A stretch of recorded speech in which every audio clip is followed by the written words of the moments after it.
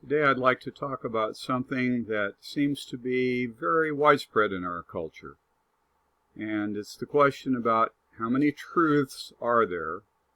And perhaps it's best to look at our modern attitudes with help from Jacques Maritain, who died in 1973. Have you heard this? Someone says, well, I understand that you believe that, but that may be your truth. My truth is different. It's a way to be tolerant of other people's opinions without coming to grips with the reality that what you call my truth totally contradicts what I call my truth. And it often has to do with a question of morality. So typically, one thing we hear a lot is the right to choose to kill a baby before the baby is born, or the right to have sex with someone without being married to that person, or the need to break into a store and steal what you need, with or without riots.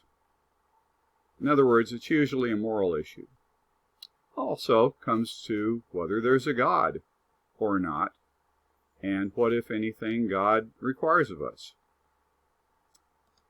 Now, let's understand this conundrum.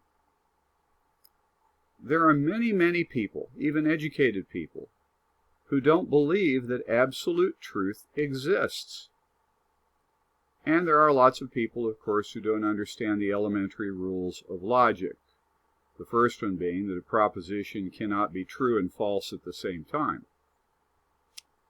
But these people do have deeply felt beliefs or feelings that we must respect, because they are human beings with infinite dignity. And ridiculing them or laughing at them will not help you, and it won't help them. It's no way for moral people to behave. Let's talk about Jacques Maritain for a moment.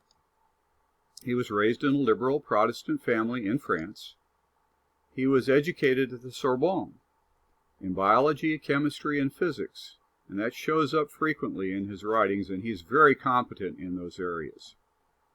He married his wife Raissa, and this was considered one of the great marriages of the 20th century. Both were students of Henri Bergson, and both were influenced by Léon Bloy, and they converted to Catholicism in 1906.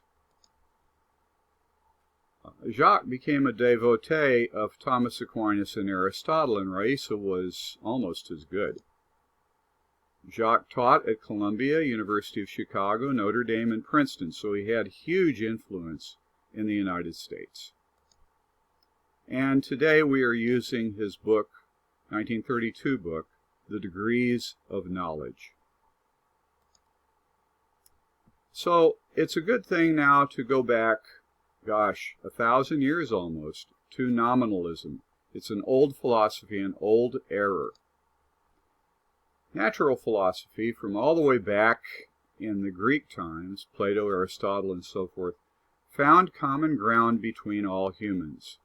And they believed in natural laws, one of which is, if someone's innocent, you don't murder that person.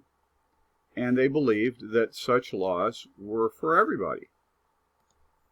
Nominalists do not believe in universals.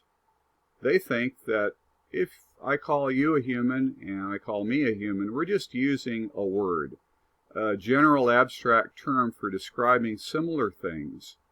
But we are each individuals that have some similarities, but we are individuals and unique. We are not the same anything as each other down in our essence. So that means, since we are individuals and radically individual, for you 2 plus 2 can equal 4, but for me 2 plus 2 could equal something else. Both statements would be equally valid for a nominalist, because the nominalist does not admit that there are truths that apply to every human being. So 2 plus 2. But let's admit, people are different from each other, and that's the fundamental basis of the discussion. That's true. But if natural philosophy is wrong, and the nominalists are correct, then how can we say that everybody must respect my rights? That's proposed as a universal right of all human beings. But if human being has no real meaning in our essence, and nominalists claim that's just words because we're all fundamentally, uniquely different from each other and have no common essence, why should we listen to each other claiming our rights? It's a logical inconsistency. So, I'd like to propose a solution using Dr. Maritain's approach. Abstraction, he says, finds commonalities between similar things or persons. Abstraction, generalization, transfers us from the level of sensible and material existence to the level of objects of thought. It introduces us into the order of what things are. But at first, it only contains the commonest, poorest aspects of this intelligible being, right down at superficial, we could say. The very essence of things is only attained when it is attained at the expense, he says, of hard labor. We have to dig down into the core reality. The discovery of that essence must always be in keeping with the imperfect manner of knowing suited to humans, and only in virtue of the properties which reveal it. We are all weak even in our thought. We are not perfect, and so the discovery of that essence is hard work. What does this mean? Well, there can be only one truth. Imagine the law of gravitation. It's not different for you and for me. The difference in the individual is I may weigh more than you do. A higher force pulls me to the earth than you. But like the law of gravitation, there can be other physical, mathematical, or chemical mathematical laws or ethical laws that actually do apply in all circumstances. Even though the truth is unchanging, however, different people can understand it in varying ways. Why is that? Well, that includes trying to understand it from a point of view totally out of sync with everyone else. That point of view can be altered by that person's experience in life,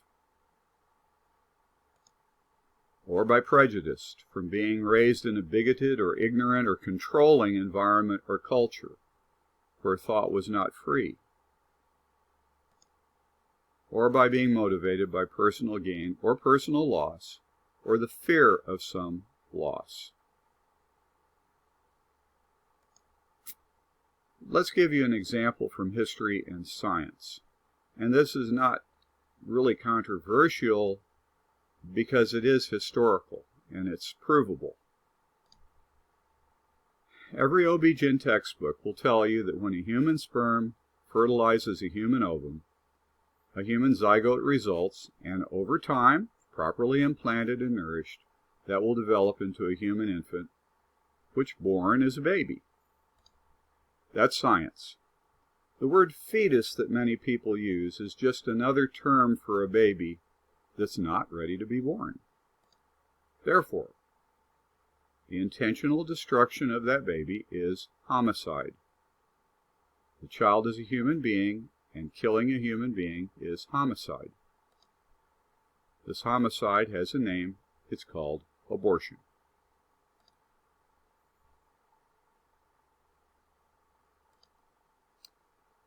We're going to look at Russia in the time of the Soviet Union. Before 1920, abortion was illegal in Russia. Now, that doesn't mean it didn't happen. But Russia was a Christian nation, and abortion was classified as murder. In 1920, the Russian Soviet Republic, under the Bolsheviks, became the first country in the world in the modern era to allow abortion in all circumstances. In the 1950s and 60s and all the way up until 2010, which is one of the recent times we have records, it is estimated that the Soviet Union had some of the highest abortion rates in the world. So that's even after the Soviet Union ceased to exist. Abortion and sterilization in Russia are the preferred methods of birth control. You can see the result. You can see the population growth for the Russian Federation in the long run has fallen until now it is a negative number. So why, if abortion kills a small human being, has it been Russians' preferred method of limiting family size? Why would a mother agree to it? Well, it's a point of view that's skewed by 6 or 7 generations of moms in that family. It was okay for great-grandma, so it must be okay for me. The Soviet Union was a very controlled environment, and that population has only been free since the fall of Soviet domination in 1989-90. The people still control their own thoughts, their own opinions, and it's been not so long, about 30 years of freedom. And of course, as everywhere, children are expensive. And you could have a desire to have more material gain, which would be slowed by having another child. So let's talk about cognitive dissonance. And I won't spend much time on that. It's what happens in your head when what you believe conflicts with the truth that you discover that you cannot argue with. Now, of course, if you don't have a dog in the hunt, if there's no personal stake in the outcome, you just change your mind to correspond to the truth. If you didn't know what the law of gravity was and what the mathematics was, then you would just learn what it was and then apply it to whatever problem you're given. That's scientific method. When a theory is confronted by a contrary fact from experiment or experience, then you either have to modify or discard the theory. You can't change the facts. But if you do have a personal loss connected with that, well, you might fall back on saying, to keep harmony, well, that's the truth for you, but my truth is different. So that explains why you run into my truth, your truth. I hope that's helpful to you. It certainly doesn't solve the problem, but it might give you an opportunity to come to at least a rational discussion rather than, well, as you see here, a kind of a pained refusal to engage. Thank you.